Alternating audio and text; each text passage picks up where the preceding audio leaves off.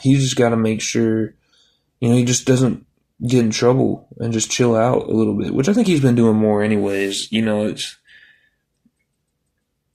He's been hurt a lot. He's got to make sure that he stays healthy as well. So,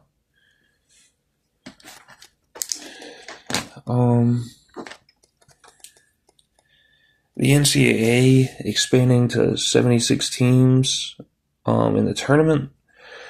I don't like it. I don't think most people do. I think 68 is good already with the first four. Now you're going to make the first four the first 12. And I just wonder, because the way the first four has been going past few years, it's been a 16 seed versus a 16 seed, and a 16 seed versus a 16 seed, and then an 11 seed versus an 11 seed, and 11 seed versus an 11 seed. And all those 16 seeds got automatic bids because they were in smaller conferences. So when you make the first four the first 12, where is the seeding going to be? What kind of seeds are you going to be putting in the first 12? And are they going to be automatic bids? Are you taking more small schools out of it that automatically got in the tournament? Because making it harder for these small schools to make runs in the tournament, I don't think helps the tournament. Already smaller schools are losing more than they used to. The transfer portal, they're losing their players. They can't keep them like they used to because they're getting offered by big schools, and you got year-to-year contracts, quotation marks, where these players, they do good at their small school. They automatically get something from a big school, and they're gone. And it's hard for the small schools to keep them because they just don't have the money. So, you're already kind of hurting in the department of small schools winning games in the tournament.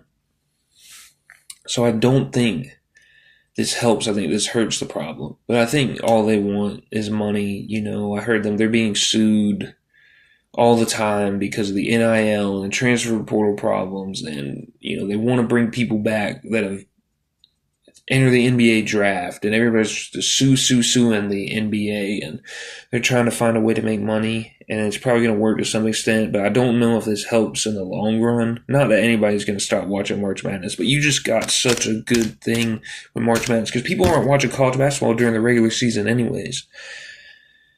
And they just really need to try to keep the amateurism in college basketball and get the people out that are entering the NBA draft and that are super old. And I'm not talking about people who never went to college and they're 28. Yeah, they can come to, if they haven't played professional basketball, if they've just been sitting around the house and they're 28 years old, yeah, they can. If they still got eligibility, yeah, they can come play college basketball. But these people who have entered the NBA draft trying to come back and sign two ways and sign NBA contracts, and they don't need to play college basketball. Honestly, to me, I'm not even mad. Well, okay, I don't think these people who have played in European professional leagues and, the NCAA deems they're not too old yet, and they come and they play in the NCAA, and they haven't entered the NBA draft or anything.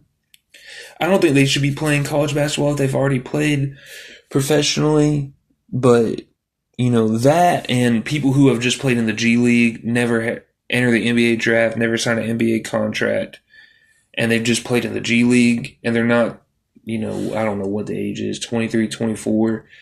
That's one thing if college is picking them up. I don't like it, but seems like it's been going on for a little while over in the European leagues, so it kind of surprised me when everybody freaked out over Adou Thiero because he's just been in the G League. He entered the NBA draft, but he pulled out, in time. So he never really entered the NBA draft. He was just a G League player. To me, that's very similar to people overseas who haven't entered the NBA draft yet. They're still young enough, and then they come play in college. So I didn't understand why people freaked out over Adou Thiero. But the thing when people enter the NBA draft and they sign two ways and they sign contracts and they try to come back to the NCAA, That's the crazy part to me. Once you've entered the NBA, you're done. Once you're past a certain age, you're 26, you've been playing professional ball for 8 years, or you're 28, you've been playing for 10 years. You can't come back to the NCAA. You enter the draft, you stay in the draft, you're done. So that part needs to get figured out. But anyways, going back to the tournament, I hope somehow this goes back to 68 teams, and I hope the small teams have a chance. Because I think, really looking at the teams tournament the past few years, I don't think it's like it's impossible for small teams to make a run. St. Peter just made the Elite Eight not that long ago. I think 2022 maybe. And you had some teams win some games this year, like High Point. I think they were a solid team. And I think there were teams in this tournament like Tennessee State and North Dakota State and Miami, Ohio, and Akron, and that just really got the wrong matchups. And in another year, they could win the tournament.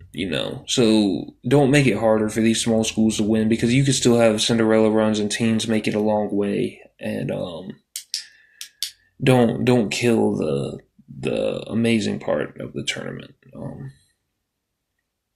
So that's it. That's pretty much all I wanted to talk about in the